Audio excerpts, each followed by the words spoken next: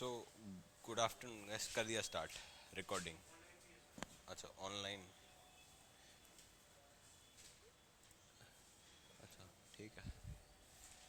So good afternoon guys. Today the topic is simple interest and compound interest and we also study some probability rules, right. तो simple and compound interest एक basic formula है।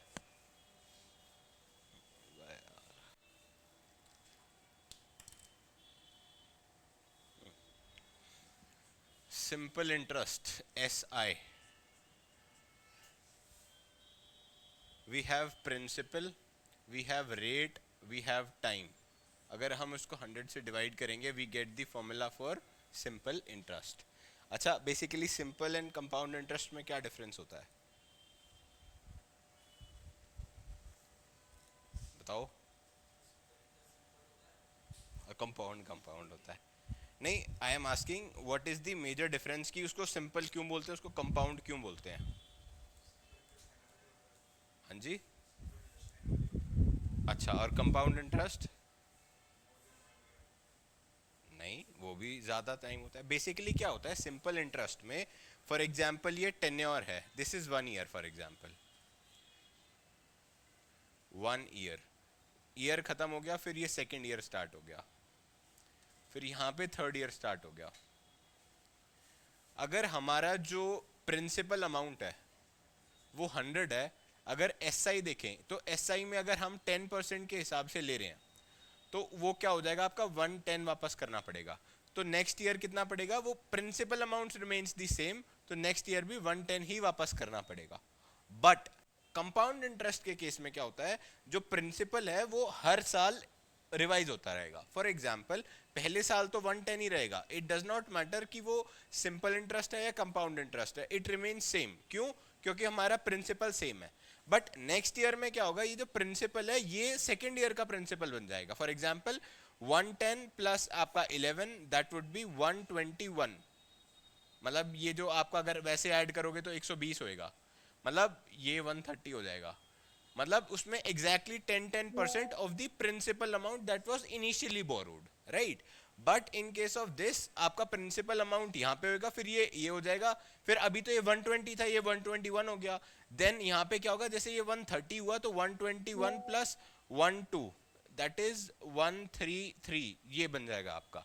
तो ये जो 3 extra है that is compounded annually. ठीक है, जो बैंक्स आपको लोन देते हैं वो देते हैं वो कंपाउंड इंटरेस्ट पे देते हैं। ठीक है, सिंपल इज लाइक जिसमें principal remains the same, compound में क्या है, इट गेट्स कंपाउंडेड एनुअली। अच्छा, कुछ क्वेश्चंस ऐसे भी आते हैं कि वो ऐसे बोलता है कि कंपाउंडेड हाफ ईयरली, मतलब यहां तक जितना इंटरेस्ट हुआ प्लस यहाँ पे और ऐड हुआ तो वो कंपाउंड यहीं पे ही हो जाएगा। बट यहाँ पे 5 ही कंसिडर करेंगे, जैसे 5%, देन फिर से जैसे 105, फिर 105 का 5% आगे लगेगा। ठीक है, और जो क्रेडिट कार्ड वाले होते हैं वो क्या करते हैं, कंपाउंड एनुअली नहीं मंथली कर देते हैं। मतलब for example if your amount is तो उसका 1/12 करके और यू गेट दिस अमाउंट, आपका मंथ में फिर जो प्रिंसिपल बना फॉर नेक्स्ट मंथ लग गया, फिर लगा, फिर वो नेक्स्ट मंथ लग गया। तो ऐसे करके आप एक लूप में फंस जाते हो। ठीक है, तो ये आप ऐसे क्वेश्चंस देखेंगे। तो एक तो ये इंपॉर्टेंट है फॉर्मूला, प्लीज राइट दिस। फिर उसके बाद कंपाउंड इंटरेस्ट का जो फॉर्मूला होता है that is principal multiply by 1 plus R upon 100 T minus principal. So this is the formula for compound interest. ठीक है। अच्छा, इसमें ना कुछ बेसिक चीजें हैं। फॉर एग्जाम्पल अगर आपको पूछे कि डबलिंग करनी है, डबलिंग फॉर एग्जाम्पल मतलब ऐसा क्या रेट ऑफ इंटरेस्ट और ऐसा क्या टाइम हो कि आपका पैसा डबल हो जाए, तो उसका जो फॉर्मूला है equals to R into T equals to 72। मतलब अगर आपको टाइम दे रखा है, वो पूछेगा कि अगर फॉर एग्जाम्पल 4 साल में मेरे को अपना पैसा डबल करना है, राइट, ये क्वेश्चन आएगा। तो आपसे पूछेगा क्या रेट लगाएं कि वो पैसा 4 साल में डबल हो जाए, तो आप डायरेक्टली आप इस फॉर्मूला में पुट कर देंगे, यू गेट द आंसर। या वो ऐसा पूछे कि अगर फॉर एग्जाम्पल हम रेट 10% लगा रहे हैं और कितने टाइम में वो पैसा डबल होगा, तो वो वैसे वैल्यू पुट करके आप उसको एग्जीक्यूट करके सिंप्लीफाई कर देंगे। ठीक है। हाँ जी। डबलिंग का दोबारा बता दूं। डबलिंग का मतलब होता है, फॉर एग्जाम्पल आपका जो प्रिंसिपल अमाउंट है 100 रुपए, कब 200 बन जाएंगे? ठीक है, अगर आपको रेट दे रखा है फॉर एग्जाम्पल कि भाई 10% रेट आपको गिवन है, आपको क्वेश्चन पूछेगा 10% रेट के हिसाब से 100 एक प्रिंसिपल अमाउंट है, वो डबल कितने सालों में हो जाएगा?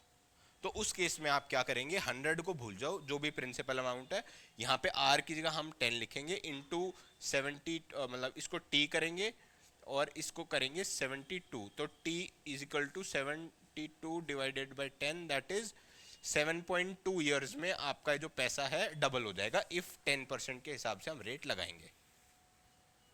आया समझ में? अगर उल्टा दे रखा, फॉर एग्जाम्पल टाइम दे रखा, वो पूछे भाई 4 साल में, अगर फॉर एग्जाम्पल बोले कि 4 साल में कितना रेट ऑफ इंटरेस्ट लगाए कि आपका पैसा डबल हो जाए, तो वो टी की जगह वो लगा दो, आर आपका निकल जाएगा। Getting the point? हाँ, ये फॉर्मूला ही है, मतलब एक ये मतलब है ना इजी ट्रिक फॉर्मूला, तो वो ये है R into T equals to 72। ठीक है, तो मतलब ये एग्जैक्ट वैल्यू नहीं आएगी, बट एक अप्रॉक्स वैल्यू आ जाएगी आपकी। आपको जो 4 ऑप्शंस होंगे ना, तो वो 4 ऑप्शंस में से आप ऐसे हो गया कि वो आइडेंटिफाई, जो नियरेस्ट वैल्यू होगी आप उसको सेलेक्ट कर लेना। ठीक है, यहां तक बात समझ में आ गई? फिर उसके बाद अगर वो बोले ट्रिपलिंग करनी है, ट्रिपलिंग मनी में क्या करेंगे आप, R into T equals to 144, नहीं सॉरी 114। ठीक है, मतलब यहाँ हम 72 लिख रहे थे, तो यहाँ पे हमने ट्रिपलिंग के केस में उसको 114 कर देना है, तो आपका ट्रिपलिंग मतलब जो पैसा 100 आपका 300 कब बन जाएगा, ऐसे बन जाएगा। ठीक है, क्वाड्रुपलिंग,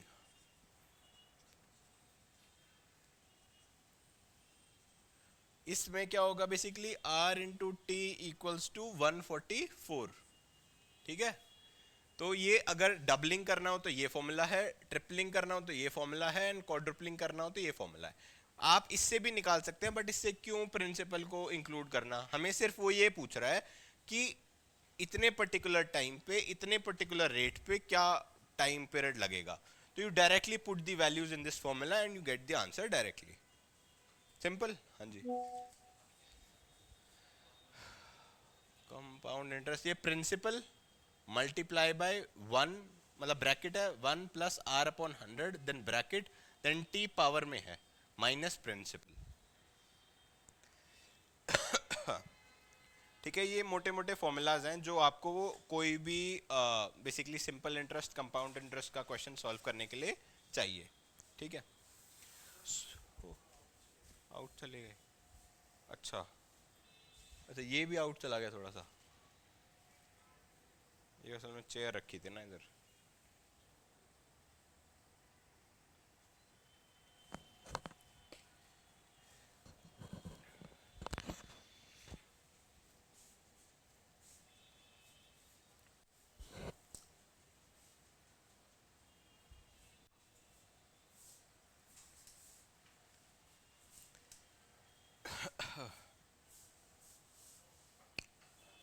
सो गाइज लिख लो, आप अभी थोड़ा लेट आए हो, अभी हमने क्या simple interest and compound interest के कुछ फॉर्मूलाज डिस्कस करे हैं।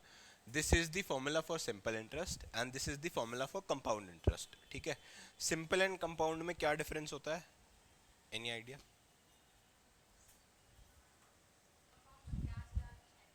और सिंपल, उस पर नहीं लगता ब्याज। बेसिकली आपको समझ में आ गया ना?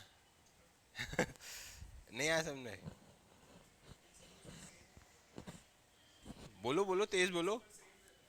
प्रिंसिपल सेम रहता है,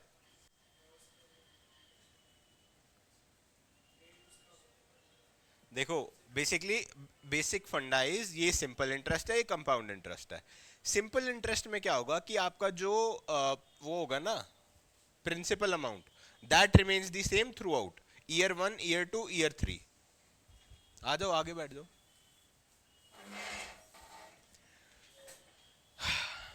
और एक्सपेक्टेड है क्या बच्चे? हमने guys simple interest and compound interest के फॉर्मूला डिस्कस करे हैं। ठीक है, ये फॉर्मूला होता है आपका सिंपल इंटरेस्ट का, ये फॉर्मूला होता है आपका कंपाउंड इंटरेस्ट का। ठीक है, what is difference between simple and compound interest, बताओ आप। बंद ही कर दूं ना? हाँ भाई, बताओ सिंपल इंटरेस्ट और कंपाउंड इंटरेस्ट में क्या डिफरेंस होता है? नहीं पता आपको? मैथ्स नहीं थी आपके पास 12th में? तो मैथ्स हो, हाँ जी आप बता सकते हो प्लीज। हाँ हाँ।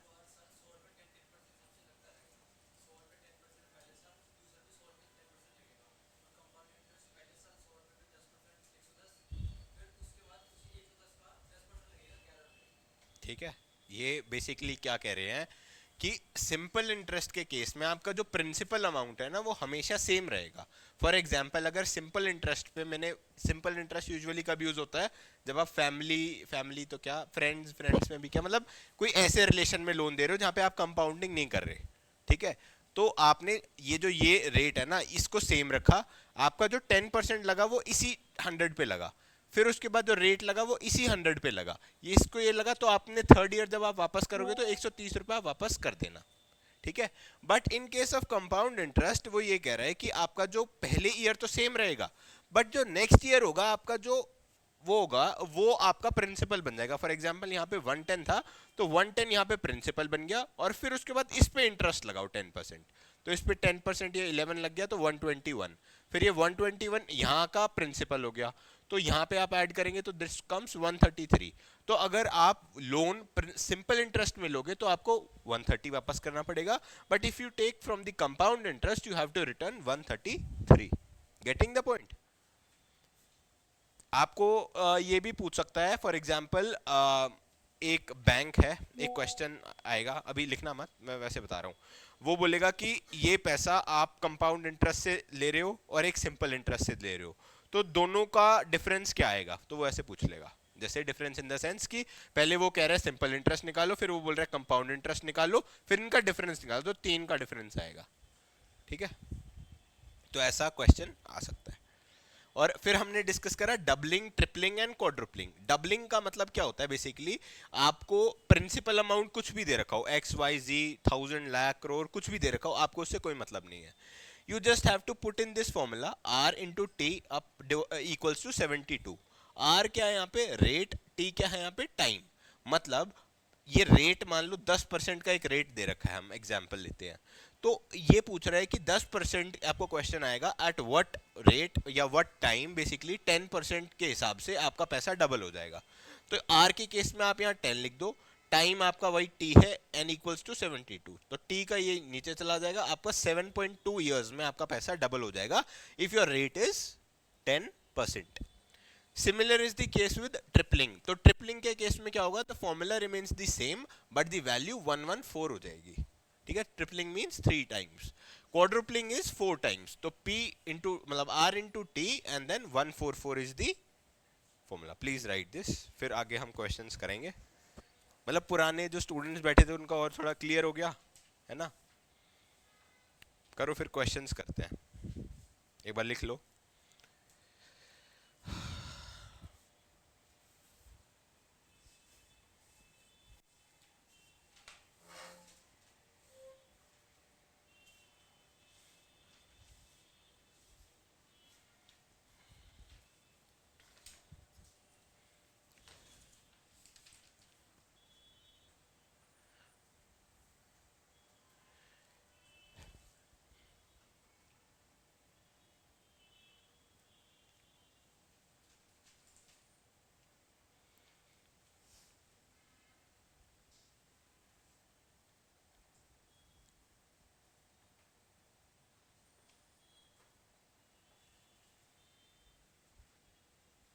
अच्छा, आप में से विदाउट मैथ्स वाले कौन कौन है एक बार?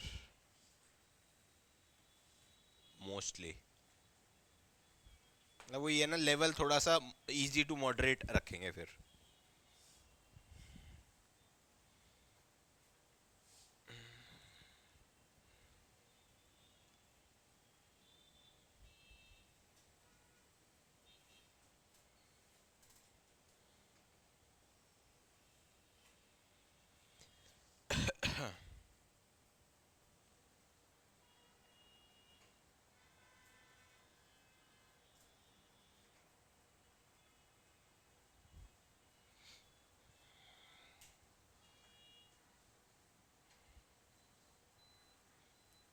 ठीक है, लिख लिया.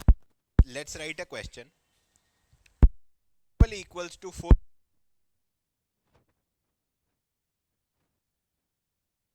time equals to 5 years and it is 6% per annum. Rate equals to per annum. तो मेरे को आप सिंपल और कंपाउंड इंटरेस्ट बताओ फटाफट. मतलब इंटरेस्ट निकालना है, फिर कंपाउंड इंटरेस्ट निकालना है, फिर आपको डिफरेंस बताना है मेरे को. हाँ, फिर principal.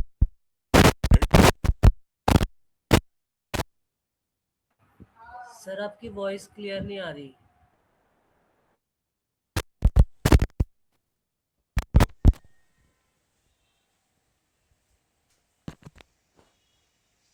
Hello hello, mic check 1 2 3. नहीं आ रही आवाज? जी सर आ रही है. आ रही है. हाँ जी, तो क्वेश्चन था, हाँ basically 400 and then time was 5 years और आपका रेट था 6% पर एनम. तो my question is find the difference between the compound and the simple interest.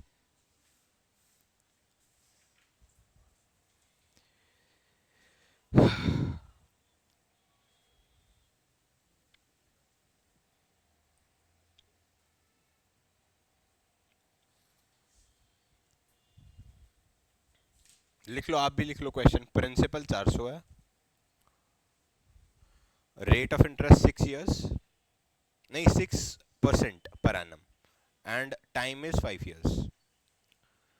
तो you have to calculate the difference between simple and compound interest. मतलब simple निकालो, फिर compound निकालो, फिर उसका डिफरेंस निकालो कि सिंपल इंटरेस्ट लेने में कितना फायदा है.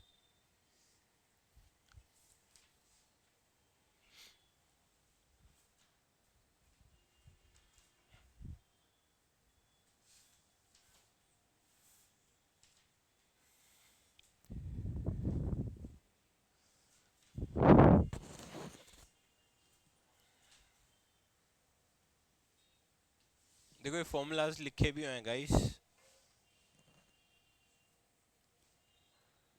अच्छा, टी को अगर किसी को एग्जीक्यूट ना करना आता हो तो उसको 5 बार लिख लेना. मतलब फॉर एग्जाम्पल अगर जैसे आर यहाँ पे 6 है, तो 6/100 +1 करेंगे, तो पहले इसको सॉल्व कर लोगे आप, फिर उसको 6 मतलब 5 बार लिख लेना and you get the answer, है ना, मल्टीप्लाई के फॉर्म में.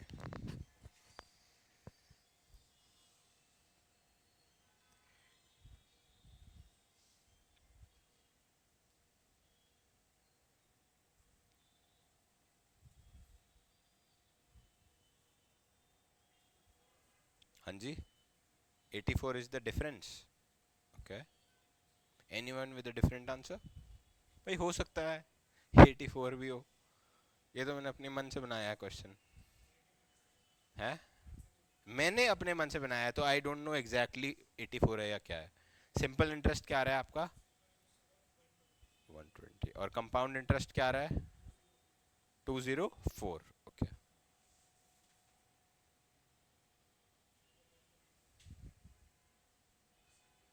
अच्छा, एक चीज और, ये प्रिंसिपल माइनस भी करना. कई बार स्टूडेंट्स क्या होता है, प्रिंसिपल माइनस नहीं करते, तभी वो कंपाउंड इंटरेस्ट आएगा, वरना क्या है वो एक बड़ी वैल्यू आ जाएगी.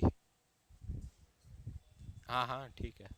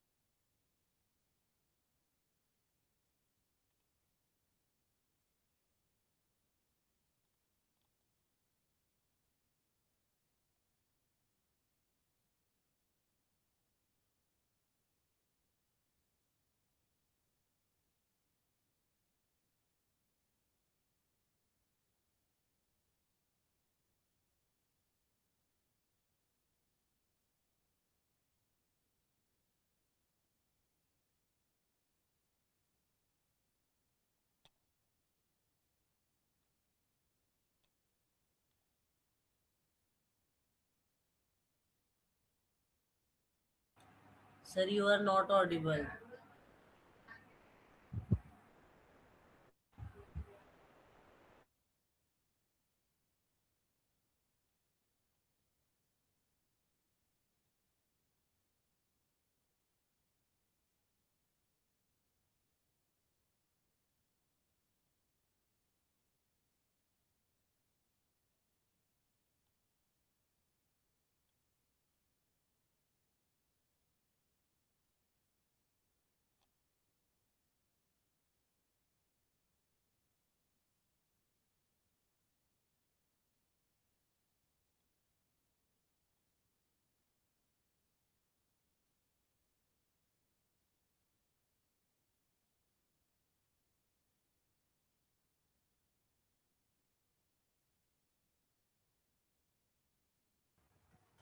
सर आपकी आवाज़ नहीं आ रही।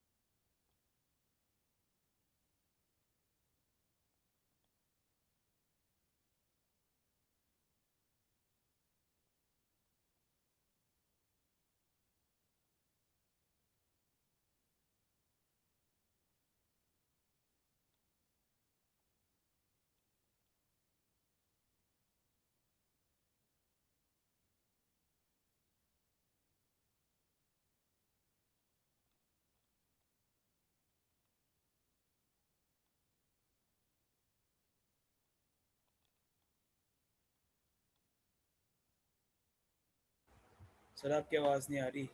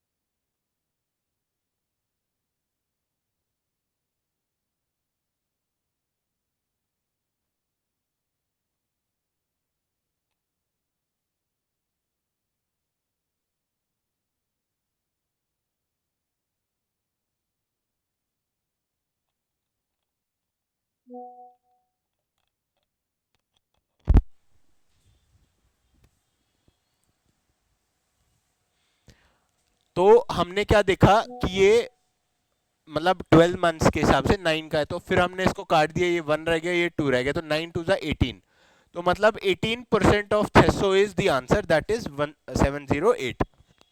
आई बात समझ में? नहीं आई? आप लोगों ने परसेंटेज करा है? करा है? मेरे साथ करा है, कहीं और से करा है? अच्छा, चलो कोई नहीं।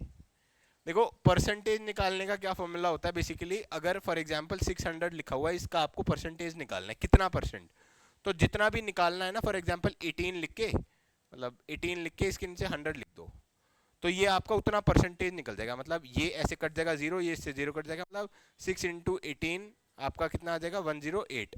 तो 108 आपका हो गया, प्लस उसमें 600 में ऐड कर दो, आपका आंसर आ गया 708। ठीक है।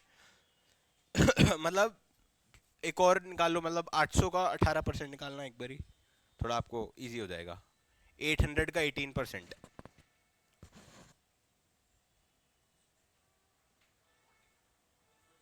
144, मतलब एक बार सबको निकालने दो। 144 है ना? आपका भी आ गया? देखो नहीं आया तो बता देना। हाँ जी, क्योंकि इट्स ओके अगर आप जैसे नॉन मैथ स्टूडेंट्स है ना, तो ये थोड़ा सा क्वेश्चंस देख के थोड़ा सा कई बार नहीं आ पाता एक दो गो में, बट ओवर द टाइम आप कर लोगे। ठीक है।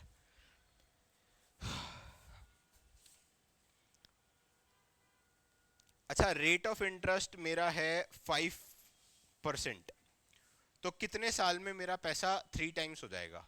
फटाफट बताओ मेरे को।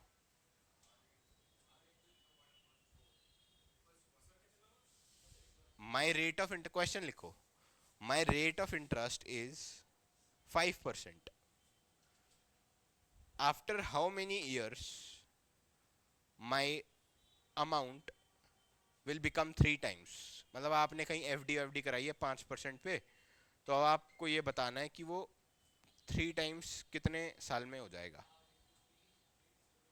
लिखा नहीं आपने, मेरे से क्या पूछ रहे हो? हैं? वही एक बताओ, हुआ आपका 22.8? नहीं, थोड़ा तेज बोलो ना, शर्माना नहीं। 22.8 है ना? हाँ जी, और anyone with a different answer? देखो, हो सकता है मैथ्स में आपका कुछ आ रहा है, इसका कुछ आ रहा है, बट आंसर एक ही है, तो 22.8 कैसे आया? किसी को ये problem?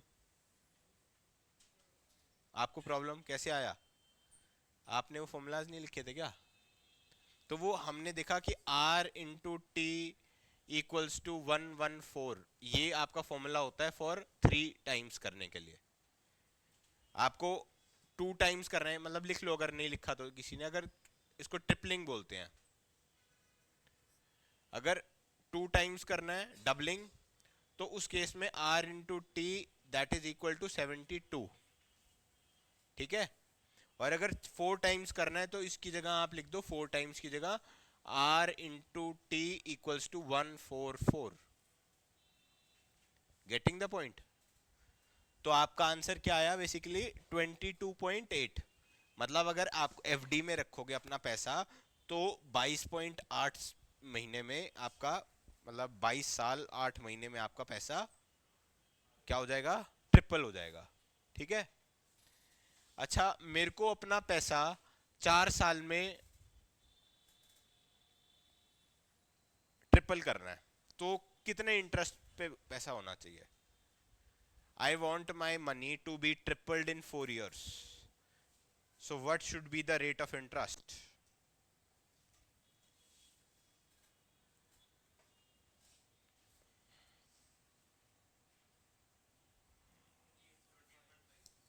Twenty eight point five ठीक है। Anyone with a different answer? है 5 6, थोड़ा बहुत ऊपर नीचे कैलकुलेशन होगा। 28.5 आपका 28.6 आ रहा है? एक बार आप करके देख लो। एक बच्चा कह रहा है 28.5, एक कह रहा है 28, अच्छा 28 पॉइंट। हाँ भाई, 6 वाले भैया, देखो 5 आ रहा होगा। हाँ जी, आपका क्या रहा है? 28.5 आपका? लो, ये एक और है भाई, 36 लिख ले। देखो ट्रिपल करने के लिए सिंपल क्या फॉर्मूला है आपका? मैंने क्या बोला, मेरे को 4 साल में पैसा ट्रिपल करना है, तो यहाँ पे 4 लिख दो, 4 को इससे आपने डिवाइड करना, यू गेट द आंसर।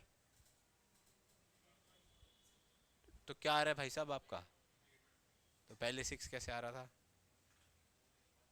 ठीक है, तो वो ऐसा ही होगा। आपको क्या होगा, अब आपने 3 आंसर, अलग अलग आंसर्स बताए मेरे को, तो आंसर तो एक ही होगा, राइट? तो 28.5 इज दी राइट आंसर। ठीक है, चले आगे। इतना किसी को नहीं समझ में आया हो? हाँ भाई, आ गया समझ में?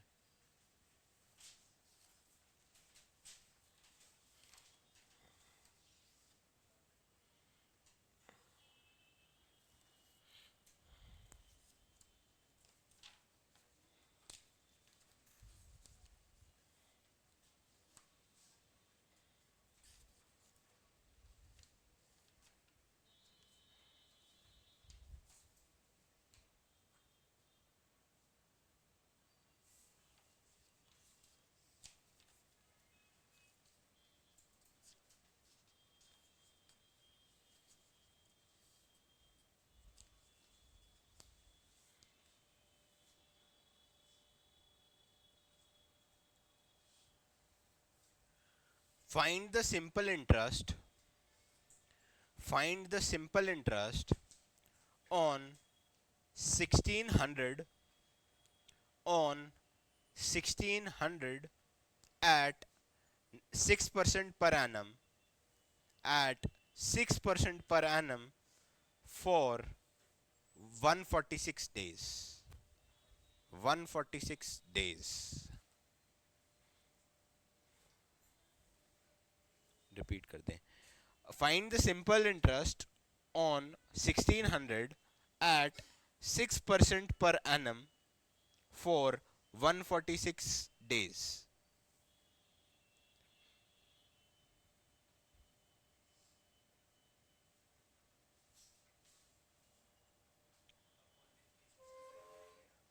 हाँ, नहीं, ये टाइम, ये उसमें होता है आपका टाइम, किसमें? एनुअल में। मतलब ये आपने 146 ईयर्स बना दिया। गाइस टी को डायरेक्टली 146 मत लेना आप। टी ये हमेशा जो होता है ना, ईयर में होता है। ठीक है, तो इस केस में आप क्या करेंगे? 365, 365 और 140, क्या बोलता है मैंने? 146। इसको पहले सिंप्लीफाई करो, फिर इसको उससे मल्टीप्लाई कर लेना, रेट ऑफ इंटरेस्ट से, क्या था, 6 से। इसको अगर आप सिंप्लीफाई करेंगे, फिर then you multiply that with the, मतलब इसको इतने परसेंट को आप प्रिंसिपल अमाउंट से मल्टीप्लाई करोगे, यू गेट द आंसर 38.4। ठीक है। अच्छा, नहीं समझ में आया किसी को अभी भी क्या करना है? भाई नहीं आया तो बता देना। 38.4।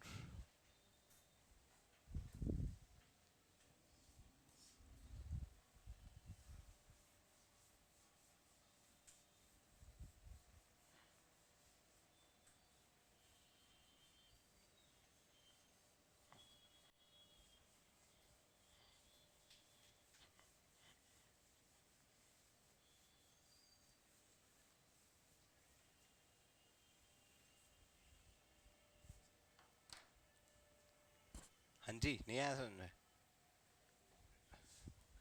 देखो, सिंपल इंटरेस्ट का क्या फॉर्मूला होता है? Principal into rate into time upon में 100। सिंपल। प्रिंसिपल हमें दे रखा है 1600, रेट हमें दे रखा है 6, टी क्या है 146 डिवाइडेड बाय 365 अपॉन 100। अब इसको आपने सिंप्लीफाई करना है।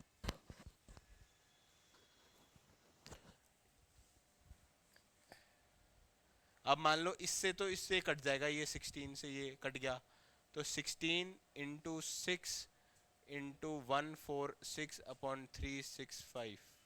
देखो कुछ कटता पिटता है क्या? फिर आपका जो फाइनल आंसर आ रहा है वो क्या आ रहा है?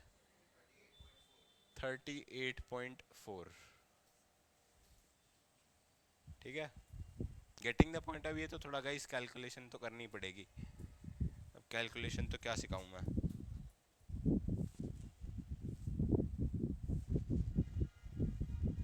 Thirty 38.4, very good Sarathi, I read your answer. हाँ जी, अलग आ रहा है? कौन बोल रहा है अलग आ रहा है? या आईने देखो, थोड़ा करो कैलकुलेट, या सिंपल इसको डिवाइड करके देख लो यार। 146 देखो, कुछ आता होगा इसका। 0.4 आ रहा है इसका कैलकुलेट करने पे, फिर आप इसको सिंपलीफाई कर दो। हाँ, थोड़ा गाइस मल्टीप्लिकेशन डिवीजन ऐसे ऐसे करते रहा करो।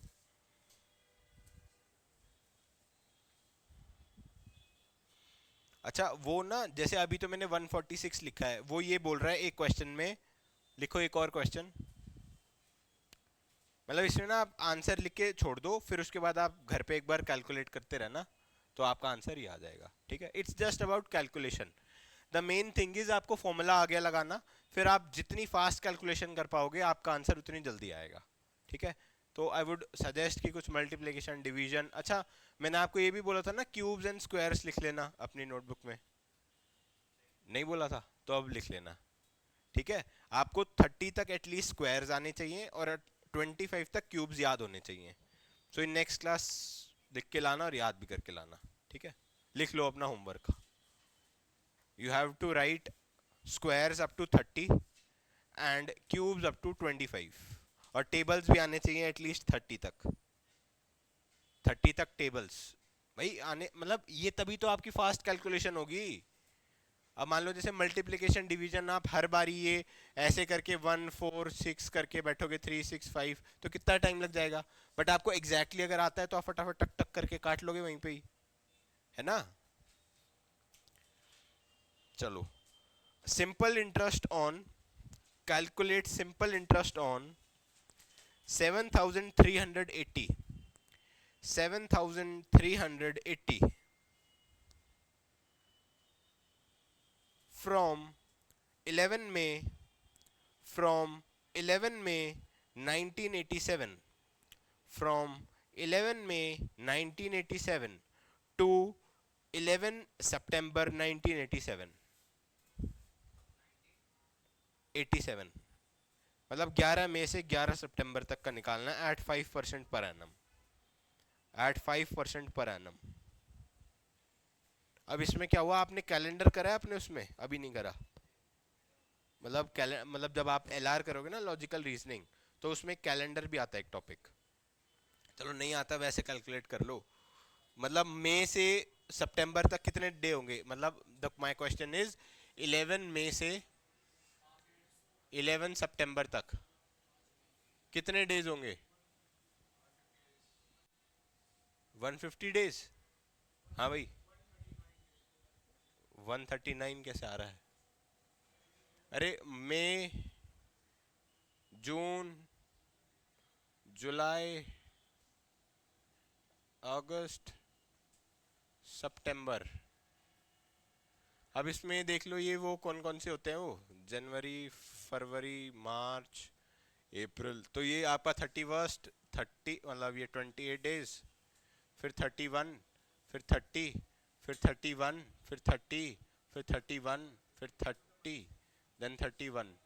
तो इसमें क्या है कि आपने यहाँ पे 31 तक लेना है, मतलब 11 से लेके 31 तक, मतलब आपने माइनस करना है, -11, फिर उसके बाद +30, +31, +30, +11।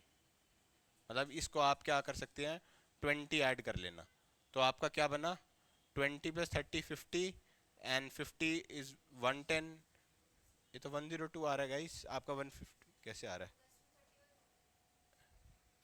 जनवरी, फरवरी, मार्च, अप्रैल, मई, जून, जुलाई, अगस्त। हाँ, अगस्त में 31 होंगे गाइस। ठीक है, फिर आप इसको ऐड कर लेंगे तो आपको एग्जैक्ट डेज मिल जाएंगे। फिर हमने जैसे कैलकुलेट करा, आप उसको 365 से डिवाइड करके आप लिख लेंगे। ठीक है, तो ये भी आपने याद करना है। मतलब मैथमेटिक्स में आपका कोई ऐसा स्ट्रिक्ट डिवीजन नहीं होता कि भाई सिर्फ सिंपल फॉर्मूला लगाया सॉल्व हो गया, मल्टीपल कॉन्सेप्ट्स भी एक साथ आ जाते हैं। एक बार कैलकुलेट करो।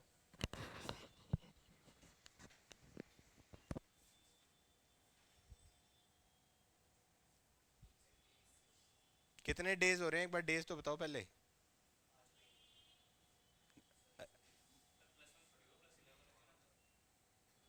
नहीं, 11 तक है ना, 11 मई से है तो 11 डेज तो कट गए।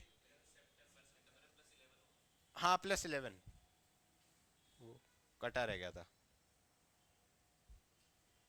हेडिंग आप लोग एक से कर रहे थे क्या? हाँ जी, देखो 123 कह रहा है कोई, 122 कह रहा है, बताओ। 123, ठीक है। तो इसको इससे आप करना इवेल्युएट, फिर उसके बाद फटाफट सॉल्व कर लो। यू गेटिंग द पॉइंट और not getting the point? Calculator से कर रहे हो?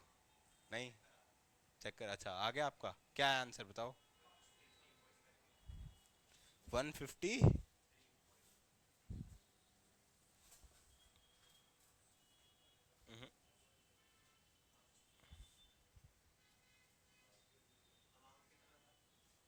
7380, 5%।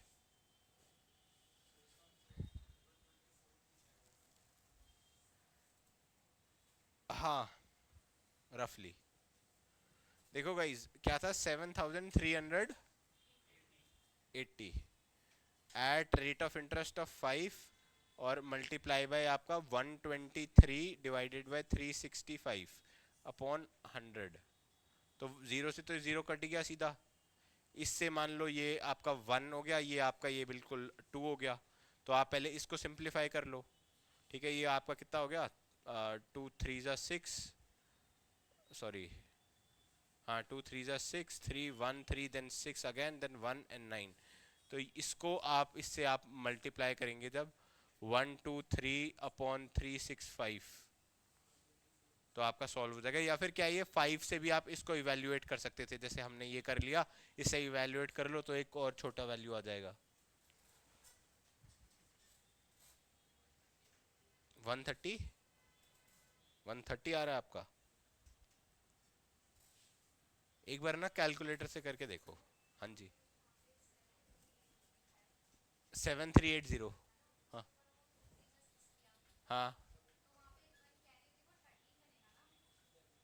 हाँ, तो 13 बनेगा तो फिर वो 12 से हो गया 6, है ना, फिर उसके बाद 1 बचा, फिर 18। हाँ जी, 123 डेज कैसे आ रहे हैं? अच्छा आप लोग भाई देखो, ये 20 तो ये हो गए, 30 ही हो गए, 50। 31 + 31 इज 62 + 11, तो 3 6 6 1 2 3 ऐसे आ रहे हैं। मतलब ये सितंबर तो 11 ही दिन बोल रहा है ना, ये 11 दिन हो गए तो हमने 11 माइनस कर दिया इसमें से, तो कितने दिन बचे? 20 दिन यहाँ बचे, 30 यहाँ, 31 31 and 11। When you add this you get 123।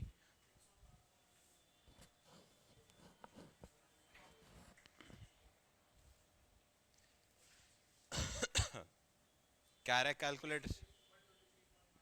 123.9 है ना, मतलब 124 मान लो। मतलब इसमें क्या है कि अप्रोक्स करके आप छोड़ दो, जो नियरेस्ट वैल्यू होगी ना उसमें, मतलब जो ऐसे क्वेश्चंस में इतना कैलकुलेटिव नहीं आएगा आपका। उसमें क्या होगा आपका, जैसे एक 123 लिखा होगा, एक में आपका 140 लिखा होगा, एक में आपका 150 लिखा होगा और एक में सिर्फ 90 लिखा होगा, तो इतना डिफरेंस होगा। तो you can directly select this.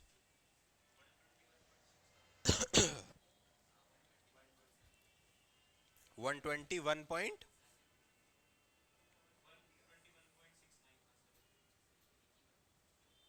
मतलब वही अप्रोक्स में बता रहा हूँ, ये मैंने खुद ही करा है, मतलब ऐसा ये उसमें क्या होगा ना, बिल्कुल एग्जैक्ट एग्जैक्ट कटेगा आपका। Getting the point? My main purpose is आपको कैलकुलेशन सिखाना नहीं है। My main purpose is multiple types के क्वेश्चन आप देख लो, ताकि एग्जाम में ना देखो इसमें क्या करना है। जैसे अब हमने जैसे क्या है था, अगस्त में 30 डेज लिख दिया था, तो 30 ना करके we have to count it on hands, या जैसे भी आप कैलकुलेट करते हो, तो एग्जैक्टली यहाँ से भी ऐसे भी डेज कैलकुलेट करना आ जाता है। ठीक है, चले दूसरे क्वेश्चन पे।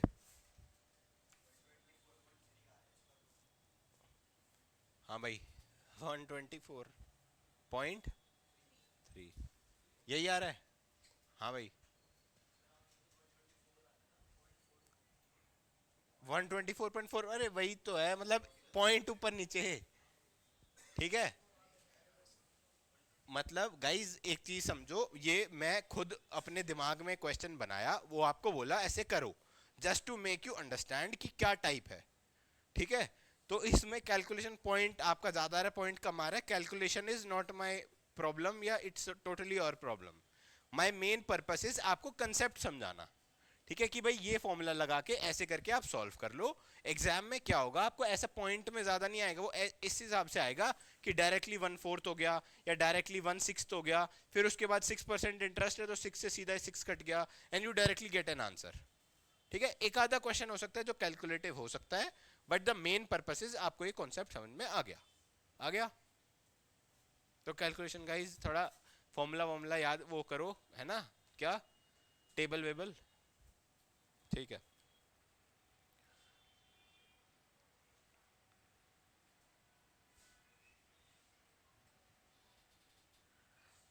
अच्छा, how long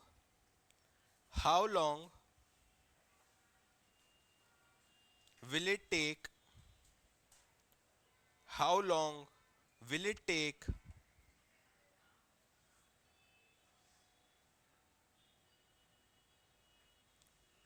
to increase the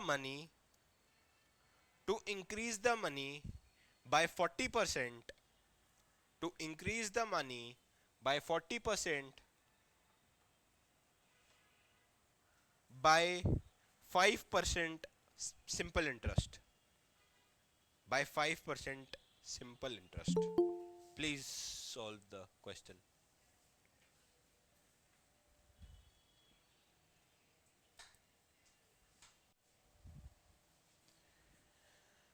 getting the point? क्या कैलकुलेट करना है? मैं कह रहा हूं कि एक पैसा है फॉर एग्जाम्पल, उसको 40 टाइम्स 40 नहीं 40% बढ़ाना है, तो उसमें 5% सिंपल इंटरेस्ट है, तो कितने टाइम में वो 40% बढ़ जाएगा?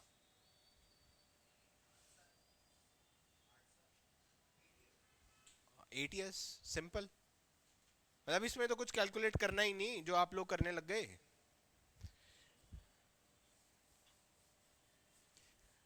कई बच्चे क्या करते हैं, जैसे अच्छा आपको ना कई बार वैल्यू ना दे रखी हो ना, तो उस केस में आप 100 लग के कर सकते हो, बट इस क्वेश्चन में कुछ रखने की जरूरत ही नहीं है।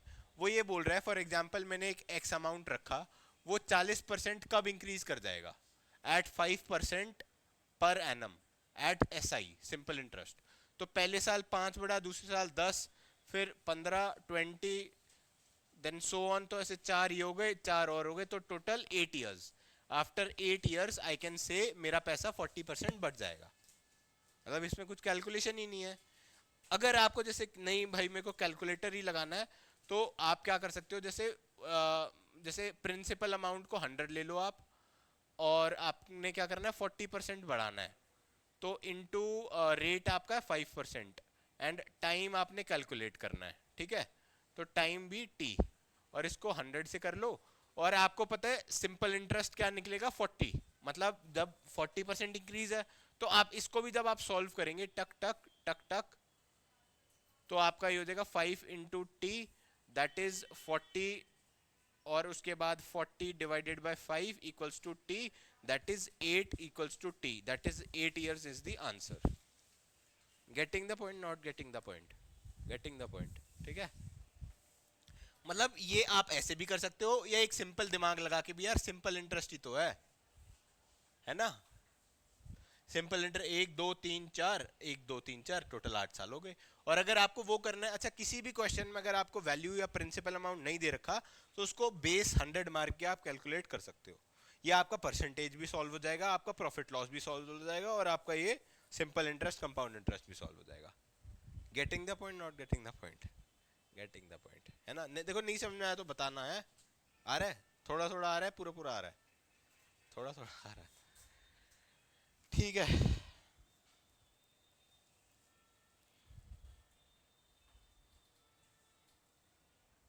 चलो एक और छोटा सा क्वेश्चन कर लेते हैं। ये वही है जो पी वाई क्यूज है ना, मैं ज्यादा वो नहीं करा रहा। What is the difference of C I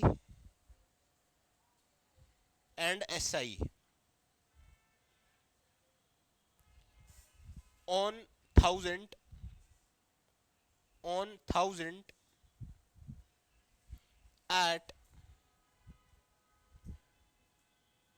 11% interest for 2 years? 11% interest per annum for 2 years, और इसको 1000 को मान लो 1000 करोड़, मतलब करोड़ तो एक वैल्यू है, 1000 से ही सॉल्व करना है आपने।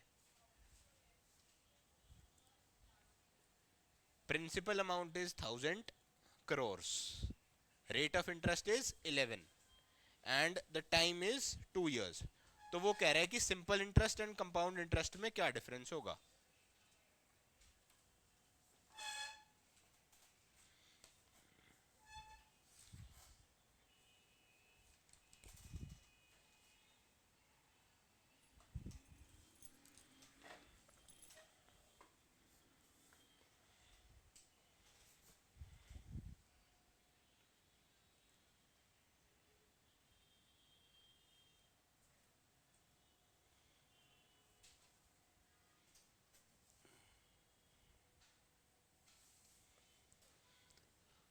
देखो एक चीज ध्यान रखना, जब कोई छोटा वो है ना ईयर, तो आप डायरेक्टली भी कर सकते हो। जैसे 100 है तो 100 का 11%, मतलब 1000 का 11% कितना होगा? 110। तो आपका सीधा सिंपल इंटरेस्ट कितना होगा? 110। ये आपका सिंपल इंटरेस्ट बन गया, ठीक है। ये आपका 1 ईयर का सिंपल इंटरेस्ट है, राइट। तो 2 ईयर का फिर 110 ऐड कर दो, 110। फॉर ईयर 2 आपका ये आ जाएगा 1220। ये आपका वो हो गया। अब ये हो गया आपका सिंपल इंटरेस्ट, मतलब मैंने कुछ फॉर्मूला नहीं लगाया, कुछ वो नहीं लगाया, एक बेसिक दिमाग में सेट करा और मैंने एग्जीक्यूट। डिफरेंस निकालना है कि उसमें और उसमें क्या डिफरेंस आएगा। मतलब मैं समझा नहीं, वो तो मतलब डिफरेंस तो उतना ही आएगा यार। आप मान लो 50 में से 40 माइनस करो या 40 में से 50 माइनस करो, बात तो वही आएगी। अरे तो वो तो वही रहेगा। मतलब 40 तो वो आएगा तो 10 ही, -10 आएगा, इसमें 10 आएगा, तो इसमें माइनस तो माइनस को हटा देना, 10 तो आंसर वही आएगा, ठीक है। ये आपका सिंपल इंटरेस्ट से हो गया। कंपाउंड इंटरेस्ट में क्या है आपका? ये 1000 है और ये 110 आपका 1110, ये तो आपका फर्स्ट ईयर का हो गया। फिर उसके बाद इसी का ही 10% बोल रहा है वो, 1110 प्लस इसी का, अच्छा 11 बोल रहा है वो, तो इसका 11% कितना होगा? ठीक है, इसका 11% कितना होगा? 10% तो क्या होगा? 111। 10% हो गया, 1% कितना हो जाएगा? 11। तो ये आपका आ जाएगा 2, ये आपका आ जाएगा 3, ये आपका 2, ये 1। तो आप कितना बता रहे हो डिफरेंस? 108.9। नहीं, एक बार चेक करो, फॉर्मूला से करा है। 12 आ रहा है डिफरेंस। फॉर्मूला देखो, आपने कुछ गलत एग्जीक्यूट करा है क्या? हाँ जी, आया समझ में थोड़ा थोड़ा? नहीं आया? हाँ, देखो गाइस, ये सिंपल इंटरेस्ट है, ये कंपाउंड इंटरेस्ट है। एक बेसिक फंडा हमें पता है कि प्रिंसिपल अमाउंट एक टाइम के बाद वो सेम ही रहेगा for the case of simple interest. But compound interest में क्या होगा? वो जो ये वाला अमाउंट है इस पे इंटरेस्ट लगेगा हमारा, ठीक है। इस पे क्या है? टोटल इस पे ही इंटरेस्ट लगता जाएगा।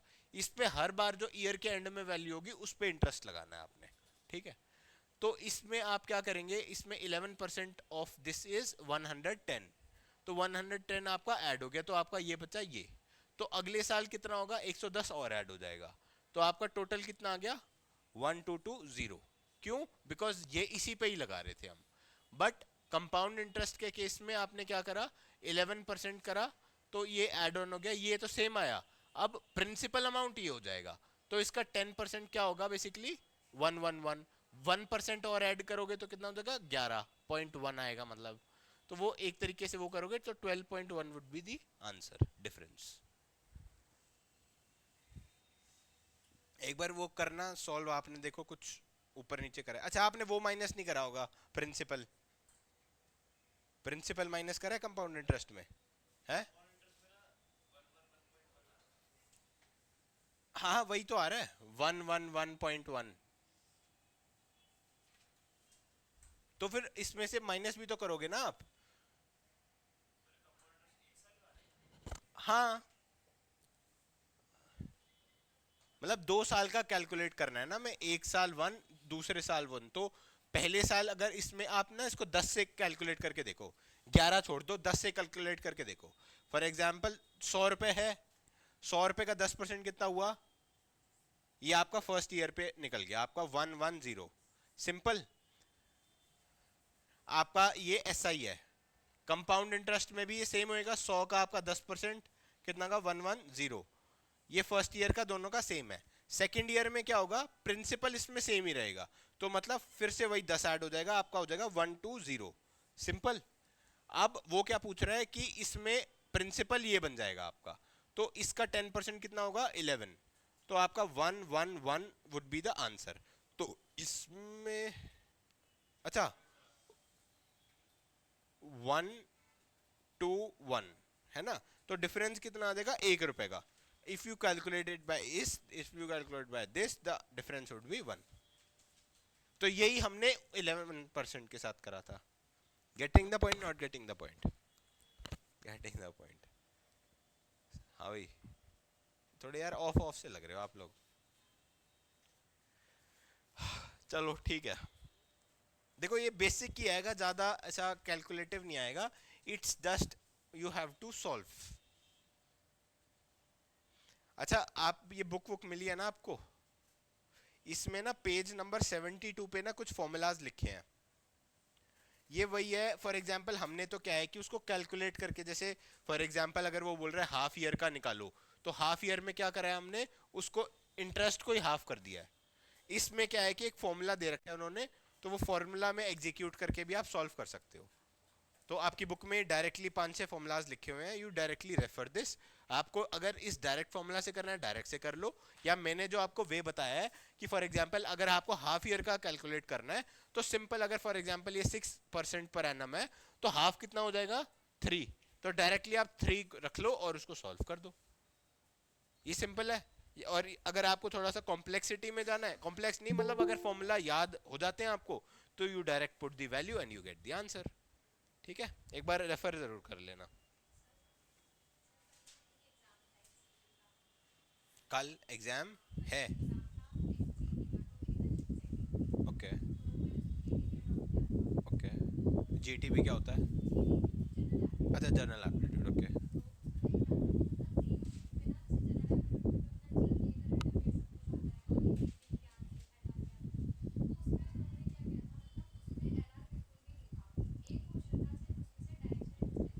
अच्छा सिंपल कंपाउंड इंटरेस्ट। अच्छा नहीं तो उसका सिलेबस में ही जीके नहीं होगा। अच्छा तो उनकी मर्जी मतलब, नहीं देखो ये सीयूईटी तो एनटीए कंडक्ट करा रही है। अच्छा एनटीए कंडक्ट करा रही है, इसमें तो आपको काउंसलर्स ज़्यादा गाइड कर पाएंगे। मतलब देखो मेरा ओपिनियन है कि सब कुछ आप करके जाओ, फिर उनके ऊपर है वो क्या टेस्ट कर रहे हैं आपका। अब आपने जैसे 1 to 30 टेबल याद कर, हाँ तो अब हमें नहीं पता ना क्या एग्जैक्टली चीज़ स्किप हो रही है। फॉर एग्जाम्पल जैसे आपको मैंने बोला 1 to 30 याद कर लो, और मैंने आपसे सिर्फ 25 का टेबल पूछ लिया, तो आप ये बोलोगे कि आपने सर ये और क्यों याद कराया मेरे को, ये तो आया ही नहीं। तो आपको जो सिलेबस दिया है वो आपने पूरा कंप्लीट करना है, फिर उसके बाद totally depends on the examiner कि वो क्या पूछ रहा है। अच्छा हाँ हाँ, नहीं तो वो मेन कंसर्न इज जो सिलेबस है, सिलेबस से बाहर तो नहीं था, विद इन सिलेबस था, तो फिर वो गलत कहाँ है? मतलब वो ये है कि सारा नहीं पूछा, ये कह रहे हो आप? सारा पूछना चाहिए। अच्छा, हाँ तो ये वही एग्जाम्पल है ना, 1 to 30, तो आप कह रहे हो सिर्फ मान ले 29 का पूछ लिया, तो ये टोटली उनका चॉइस है, बट यूजुअली ऐसा नहीं होता। ये कौन सा बता रहे हो आप? एनसीईटी क्या होता है? अच्छा, मतलब सारा करके जाओ गाइस, कुछ भी पूछ सकता है ना। चलो थोड़ा सा लाइट मूड करते हैं, प्रोबेबिलिटी करें, है ना। इसको थोड़ा सा ना प्रैक्टिस करना, एक बार और देख लेंगे कभी फ्यूचर में।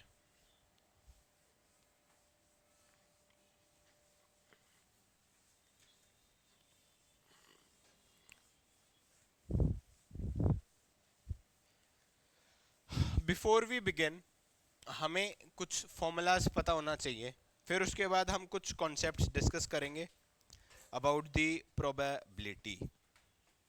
क्या होता है प्रोबेबिलिटी? मतलब percentage of outcomes. For example, कोई भी एक चीज होने की कितनी परसेंटेज है, कितनी प्रोबेबिलिटी है, ठीक है।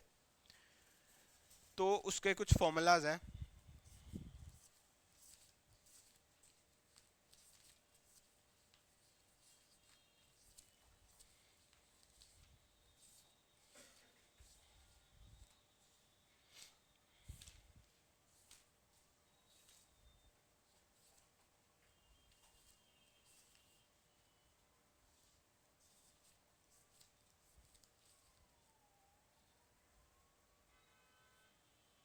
प्रोबेबिलिटी कहाँ गया?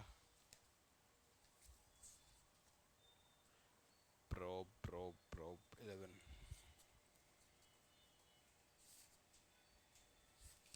ठीक है, सो लिखो point number 1, probability of an event, probability of an event always lies between 0 and 1, always lies between 0 and 1, ठीक है। So probability of not a, for example आपको एक क्वेश्चन आएगा, probability of not a, not a क्या होगा आपका? 1 minus P A. मतलब जो भी प्रोबेबिलिटी, फॉर एग्जांपल 3 है, मतलब 3 तो नहीं, मतलब 0.25 अगर प्रोबेबिलिटी ना होने की है, तो होने की क्या प्रोबेबिलिटी है? 1 माइनस उतना हो जाएगा। तो 1 माइनस मतलब ये आपका 1/4 है, तो वो आपका 3/4 हो जाएगा। Getting the point? ठीक है। प्रोबेबिलिटी ऑफ एन इवेंट में आपको अगर आता है क्वेश्चन, लिखो probability of an event, probability of an event, number of favourable outcomes, number of favourable outcomes upon, मतलब ऐसे करके लिखो, number of favourable outcomes upon total number of outcomes, upon total number of outcomes, मतलब favourable outcomes and total number of outcomes. ठीक है, ये हो गया आपका प्रोबेबिलिटी ऑफ एन इवेंट। अच्छा, अगर आपसे पूछे odds in favour of an event, odds in favour मतलब ODDS, odds in favour of the event, odds in favour of event, probability of an event, probability of an event always lies between 0 and 1, probability of an event always lies between 0 and 1। ठीक है, तो ये वाला formula लिख लिया, मतलब probability of an event, number of favourable outcomes upon total number of outcomes. फिर आप लिखो odds of an favor, odds in favor of event, odds in favor of event, तो इसका क्या फॉर्मूला होगा? Number of favourable outcomes, number of favourable outcomes upon number of unfavourable outcomes, upon number of unfavourable outcomes. ठीक है। Third is odds against an event, odds against an event, odds against an event, तो इसमें formula होगा number of unfavourable outcomes, number of unfavourable outcomes upon number of favourable outcomes, upon number of favourable outcomes. Getting the point? चलो ठीक है। इसमें कुछ याद रखने की चीजें हैं।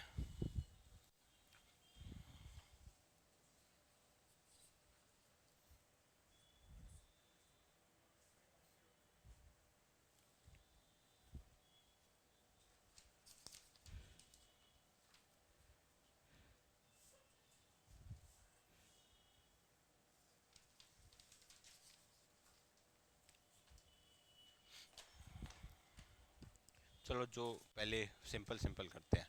एक डाइस है, डाइस की कितनी साइड्स होती हैं आपकी? 6, ठीक है, 6 साइड्स होती हैं। तो फिर वो इसमें ऑड कितनी होती है, इवन कितनी होती है? 3 ऑड 3 इवन। अच्छा वो ऐसे भी पूछ सकता है कि प्रोबेबिलिटी ऑफ 3 से ज्यादा है, मतलब व्हाट इज द प्रोबेबिलिटी कि जो डाइस पे नंबर है वो 3 से बड़ा हो नंबर, तो 3 ही होगा आंसर। कितना होगा? 4, 5 एंड 6, मतलब फेवरेबल आउटकम्स कितने हो गए? 3, एंड टोटल नंबर आउटकम्स ये is the answer, that is, इसको सिंप्लीफाई कर लेंगे 1/2।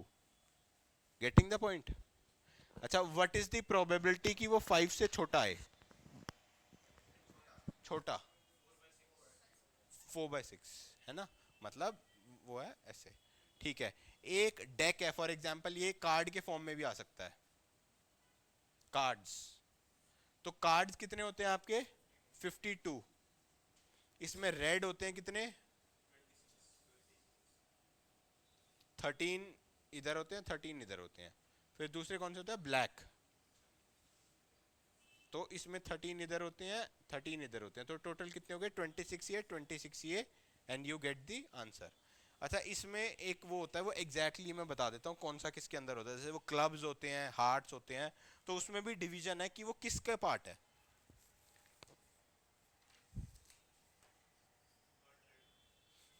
हाँ 17 is 143। देखो होता तो वो है, बट क्या है कि अगर मैंने गलत बता दिया तो सबने गलत लिख लिया, एग्जाम में फिर सब गलत लिख दोगे। तो माय प्राइमरी फोकस इज, मेरी वजह से आप गलत चीज ना लिखो, बिल्कुल एक्यूरेसी के साथ करो। तो यहाँ पे डायमंड्स आएगा आपका, और आपका हार्ट्स आएगा, ठीक है। और इस केस में आएगा आपका स्पेड, और इस केस में आएगा आपका क्लब, ठीक है। मतलब एक कार्ड्स होते हैं गेम, पत्ते पे पत्ता, उस केस में क्या है आपका, रेड 26 होते हैं, ब्लैक 26 होते हैं, डायमंड्स 13 होते हैं, हार्ट 13 होते हैं, स्पेड इतने होते हैं, इसमें इतने होते हैं, ठीक है। अब 13 से नीचे, अच्छा इसको ना हटा ही दूं, कभी आप वो 131 ना लिख लो यार,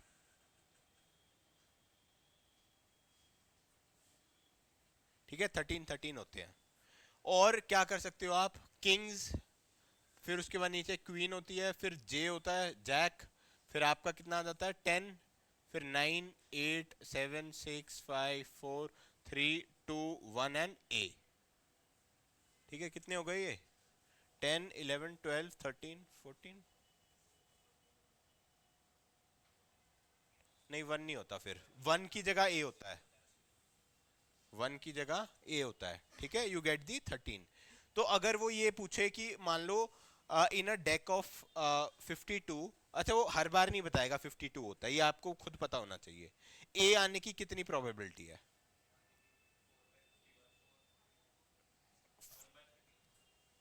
1/13 नहीं, टोटल आउटकम, हाँ मतलब वो वैसे करके आ गया आपका। तो मेजरली आप क्या लिखो, अच्छा उसमें ना वो सिंप्लीफाइड हो या नॉट सिंप्लीफाइड हो वो आपको नहीं पता, तो आप बड़े से ही करके चलना। फॉर एग्जांपल एक इसमें, इसमें भी होगा, इसमें भी होगा, इसमें भी होगा, इसमें भी होगा। तो इसमें आ गया आपका 4, देन आ गया 52, देन यू गेन 1/13। तो this is the probability for a. अच्छा वो ये पूछ सकता है 5 से बड़ा नंबर आने की कितनी प्रोबेबिलिटीज है, बताओ एक बारी। 5 से बड़ा नंबर आने की कितनी प्रोबेबिलिटी है?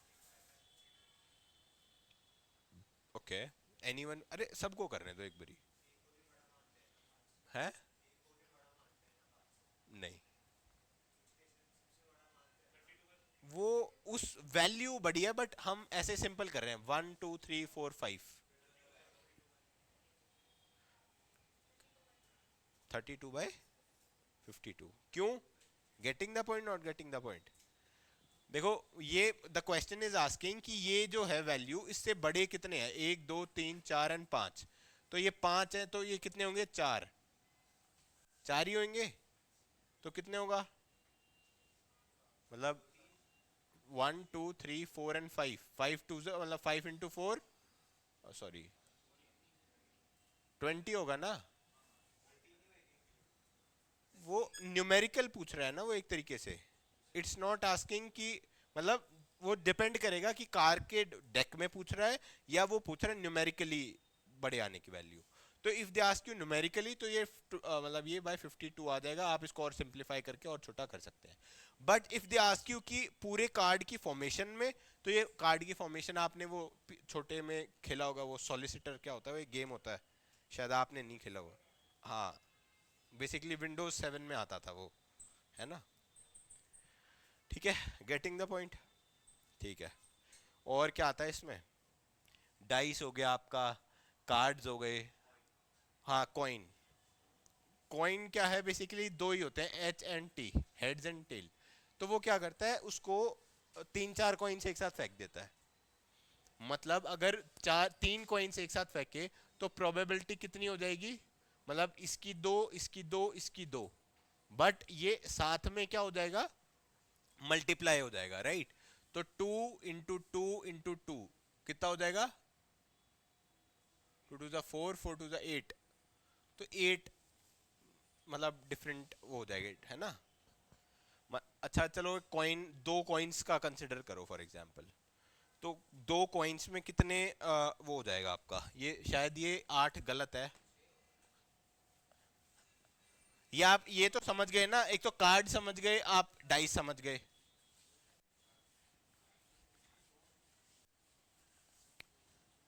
इसको करके देखते हैं। For example if there are 2 coins, 1 coin 2 coin, तो यहाँ पे हेड आया, यहाँ पे टेल आ गया, यहाँ पे टेल आ गया, यहाँ पे हेड आ गया, फिर यहाँ पे एक हेड आ गया, यहाँ पे भी हेड आ गया, तो यहाँ पे टेल आ गया, यहाँ पे भी टेल आ गया। इसके अलावा कुछ है नहीं, तो इसका आंसर क्या हो गया, 4 टाइप्स, मतलब, है ना। अगर यही केस में हम 3 कर देते हैं तो 3 के केस में क्या होगा, ये हेड आ गया, ये टेल आ गया, ये हेड आ गया, ये टेल आ गया, और मतलब ऐसे 8 बन जाएंगे, मतलब समझ रहे हो। तो उसमें क्या होगा कि ये सारे हेड हेड हो गए, सारे टेल टेल हो गए, या फिर इसमें क्या होगा, 2 हेड 1 टेल, मतलब एच एच टी, फिर उसके बाद टी टी एच, है ना, H T T, T H H, नहीं टी एच एच है नहीं, तो कितने हो गए ये, 1 2 3 4 5 6 7 8, 8 हो गए ना। तो ये आपकी प्रोबेबिलिटीज हैं, मतलब क्या आने की कितनी संभावना है। तो मतलब इस केस में आप देखोगे हेड कितनी बार आ रहा है, 1 2 3 4, 4 बार आ रहा है हर बार, मतलब यूजुअली 4 बार है। तो यू मतलब माय पर्पस इज वो कॉइन को अकेला भी फेंक सकता है, वो कॉइन को मल्टीपल कॉइन्स को भी एक साथ फेंक सकता है। अच्छा,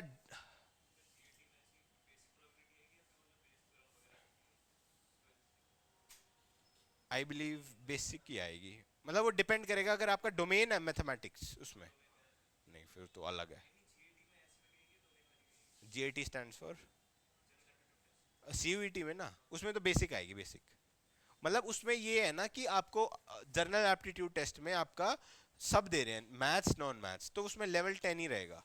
but when you ask for domain maths, तो उसमें आपका जो 12th की भी आ सकती है, वो आपका परमिटेशन कॉम्बिनेशन एवरीथिंग, है ना, डिफरेंशिएशन, सब कुछ आएगा। But when you talk about normal वो वाला, उसमें बेसिक वाली आएगी टिल लेवल 10। एक आधा हो सकता है कि थोड़ा टिपिकल आ जाए calculative, but the main agenda remains the same. ठीक है, चलो कुछ क्वेश्चंस प्रैक्टिस कर लेते हैं.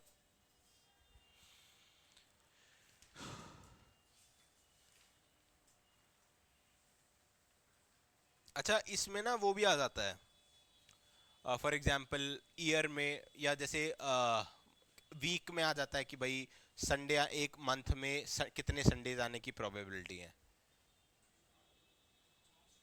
उसको आप 7 से डिवाइड कर दोगे तो 4 संडे. अच्छा, किसी में 5 भी आ जाते हैं. मतलब एक उसमें फॉर एग्जांपल आप देखोगे, अगर 365 डेज में कितने वीक्स होते हैं? 52 वीक्स होते हैं. हाँ, मतलब चलो अभी ना आपने एलआर नहीं, मतलब एलआर में जब आप ये पढ़ोगे ना कैलेंडर, तो आपको काफ़ी चीज़ें क्लियर हो जाएंगी. तो अभी वो पढ़ने का कोई वो है नहीं. हमारा मेन पर्पस है प्रोबेबिलिटी समझना. ठीक है,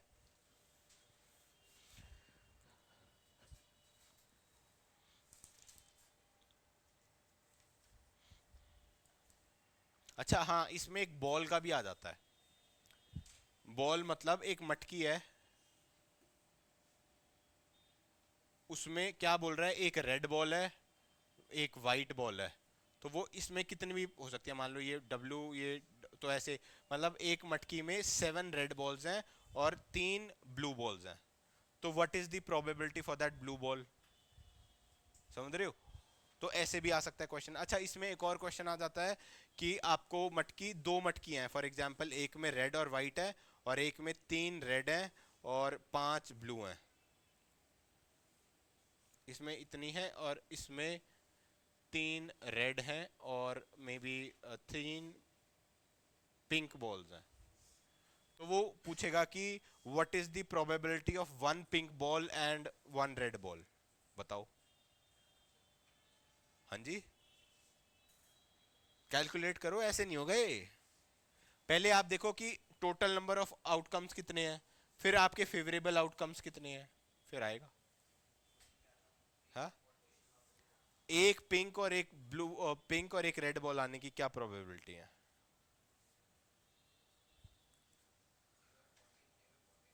पहले देखो नंबर ऑफ आउटकम्स कितने आएंगे. इसमें कितने हैं? 8. इसमें कितने हैं आपके? 6. ठीक है, तो इसमें प्रोबेबिलिटी आपकी कितनी आएगी रेड आने की? 3/8 है ना. उसमें क्या है प्रोबेबिलिटी आने की?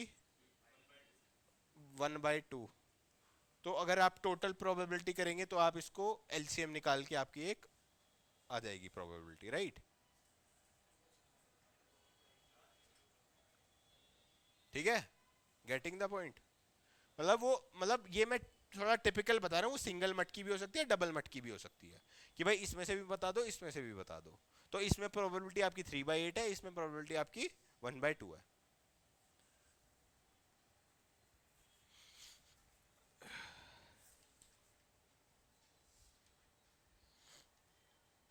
चलो एक क्वेश्चन लिखो. अ bag contains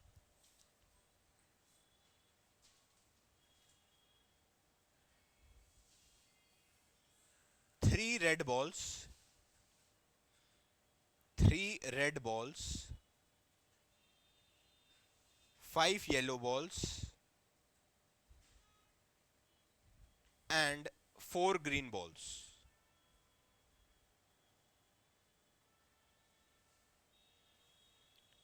What is the probability of a yellow ball?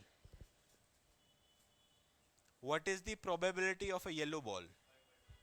5/12. ठीक है. अच्छा, इसमें ऐसे भी आ सकता है, what exactly is the probability of non green ball?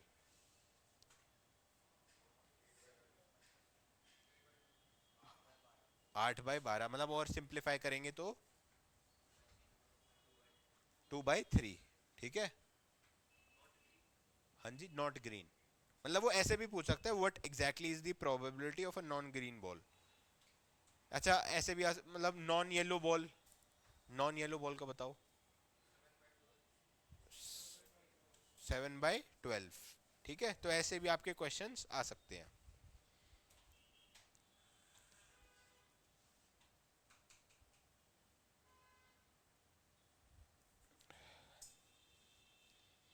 और देखो और क्या हो सकता है, कार्ड्स में हो गया आपके,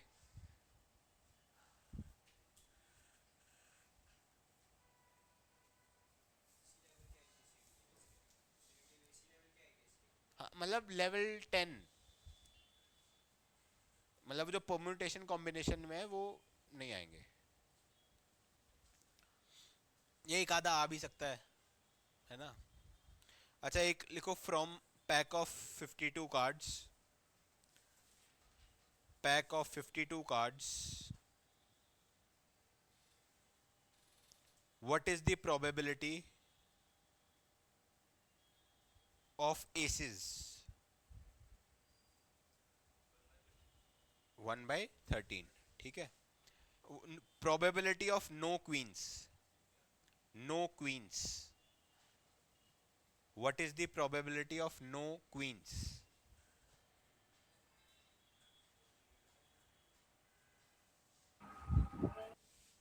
क्वींस कितना, 4 क्वींस होंगी, तो 4, 12/, 48/52। हाँ तो वो पूछ रहा है ना कि what is the probability of no queens. हाँ 12/13, मतलब आपको सिंप्लीफाइड, मतलब अच्छा आपने जो बोला वो भी आंसर हो सकता है, आपने जो बोला वो भी हो सकता है, बट इट डिपेंड्स कि वो आंसर में क्या ऑप्शन गिवन है, राइट।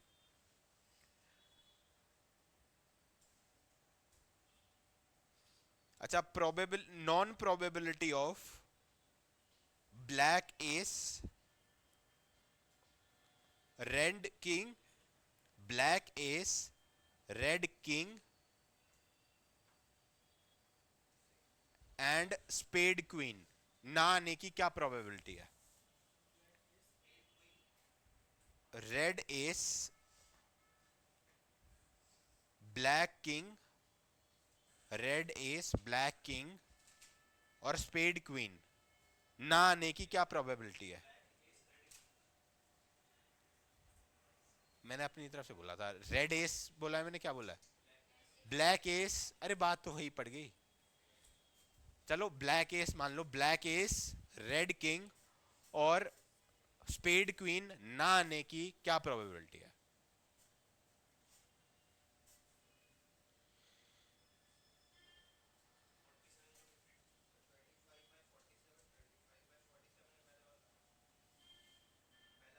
नहीं ये सारे का ही बताना है आपने। 47/52, मतलब आप समझो गाइज, अगर थोड़ा सा कंफ्यूज हो रहे हो तो फोर्टी वो जो सेवन मैंने बाय फिफ्टी टेबल बनाया था वो आपने लिखा होगा ना। तो फॉर एग्जांपल ये रेड है, तो रेड में कितनी क्वीन, मतलब मैंने क्या बोला था, रेड में एस नहीं चाहिए तो 2 कट गए यहां से। यहाँ पे ब्लैक का किंग नहीं चाहिए, या उल्टा बोला था मैंने? किंग्स नहीं आने चाहिए, वो नहीं आनी चाहिए, और स्पेड क्या होता है, 1 होता है कोई भी, तो वो उसमें क्वीन नहीं आनी चाहिए। तो 1 2 3 4 5 माइनस कर देंगे and you get the answer, है ना, 47/52।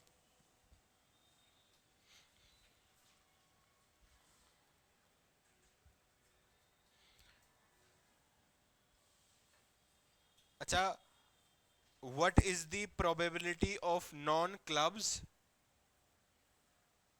And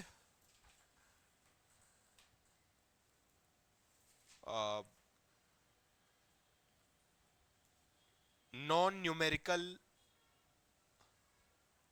cards of red suit? what is the probability of non club cards and non numerical red suit cards, non numerical red suit cards?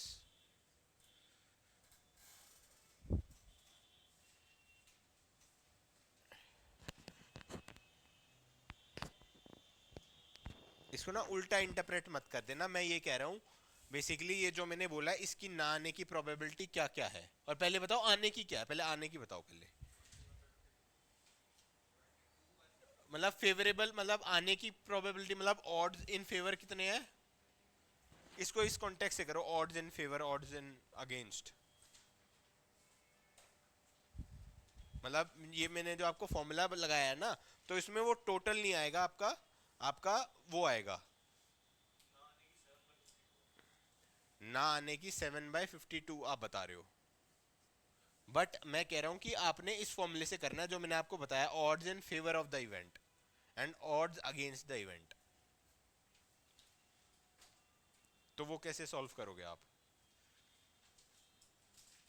तो उसमें क्या होगा, टोटल आउटकम नहीं लिखेंगे, जो left outcome है मतलब जो पॉसिबल है उसको ऊपर नीचे करके लिखेंगे। और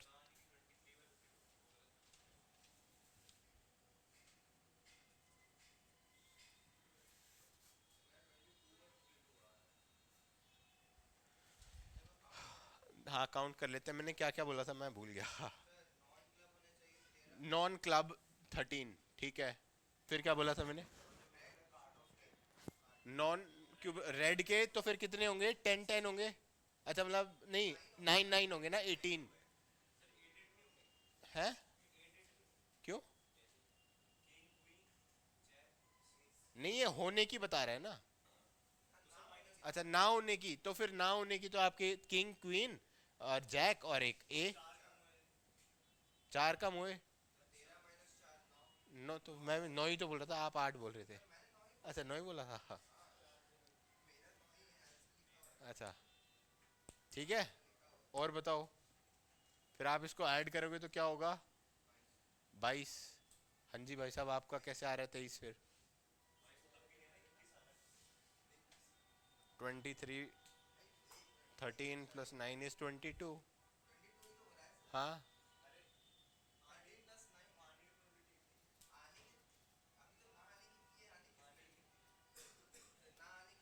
पहले अरे दोनों कैलकुलेट करना है। ना आने की, अच्छा इसमें जो ये मैंने आपको वो बताया था ना, ऑड्स ऑफ एन इवेंट, तो odds in favour of event में क्या होगा, the formula is number of favourable outcomes, मतलब ये 22 है, अच्छा नहीं 22 नीचे आएगा और फेवरेबल ऊपर आएगा, फिर वो बनेगा ऑड्स ऑफ एन इवेंट। उसमें ये टोटल जो वैल्यू है इसकी कोई वो नहीं है रेलेवेंस। हाँ जी आप लोग भी थोड़ा सा लगाओ दिमाग।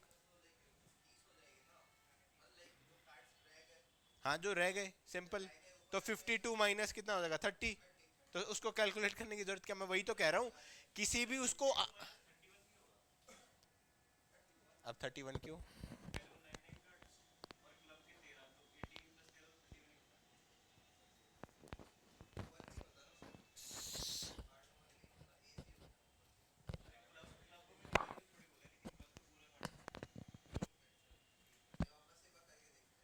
भाई कर लो तुम, मेरे को कंफ्यूज करा रहे हैं। 21/52 है। अरे तो मेरे को ये बताओ ना, odds of an event, odds in favour of event calculate करके बताओ मेरे को नहीं पता क्या चीज क्या है। Odds in favour, odds in favour के लिए आप क्या करेंगे, number of favourable, number of unfavourable. तो आप मेरे को फटाफट बताओ। और टू बी ऑन सिंपल एक चीज ना, हम सिंपल लिख लेते हैं क्या क्या करना है। मैंने क्या क्या बोला था, क्या क्या इंक्लूड नहीं करना, क्लब्स इंक्लूड नहीं करने, CLUB इंक्लूड नहीं करना, मतलब 13 कार्ड इंक्लूड नहीं होंगे। और बताओ, और रेड के न्यूमेरिकल नहीं यूज करने, राइट। नॉन न्यूमेरिकल करने हैं या नहीं करने? तो न्यूमेरिकल नहीं करने। तो कितने बचे, मतलब बेसिकली 4, 4 + 4 8 है, तो ये कितना होगा, 8 हो गए। तो 13 + 8 = 21। हाँ भाई साहब आपके 22।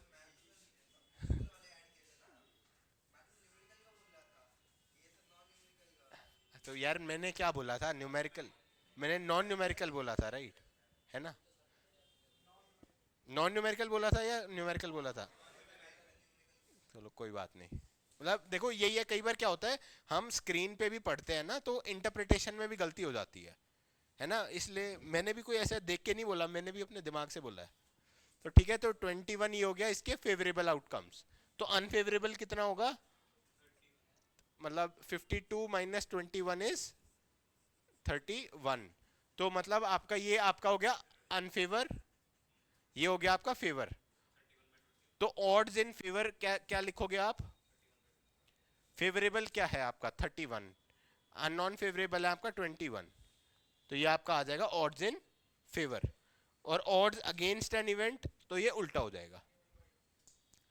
मतलब जो भी आपको निकालने के लिए बोल रखा है या नहीं वो बोल रखा, तो वो फेवर वाला ऊपर आ जाएगा अगर वो इन फेवर मांग रहा है। ऑड्स अगेंस्ट मांग रहा है तो वो कर लेगा। अच्छा इसमें ना गलती ये मत करना, 52 वगैरह करके मत लिखना, ठीक है? वो फॉर्मूला जो मैंने आपको लिखवाया है वही करना।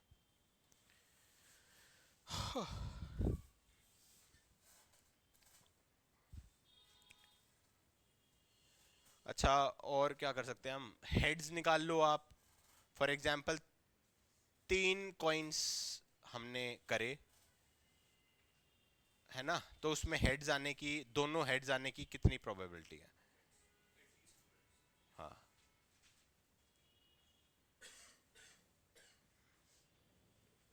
3 कॉइन्स है, what is the probability of at least 2 heads?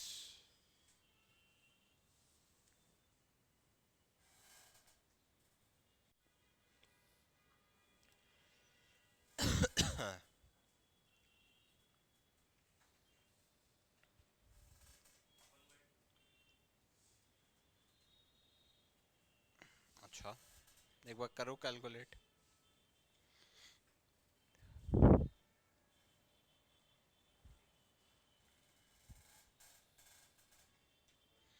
1/2, हाँ जी।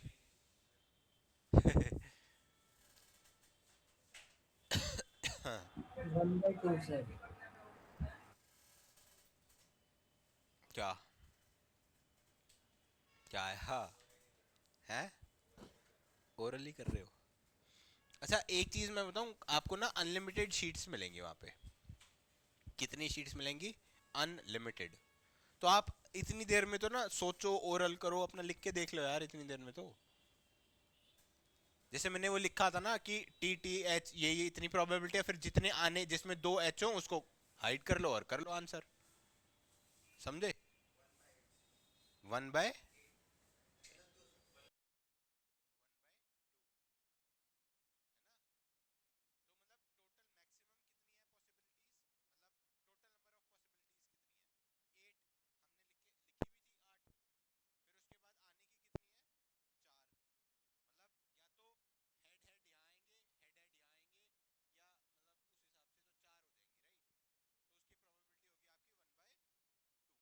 राइट? तो उसकी प्रोबेबिलिटी होगी आपकी 1/2। ठीक है, getting the point, not getting the point, getting the point. ठीक है, और बताओ, मटकी वाला हो गया हमारा। मटकी वाले कर लिए ना हमने क्वेश्चंस?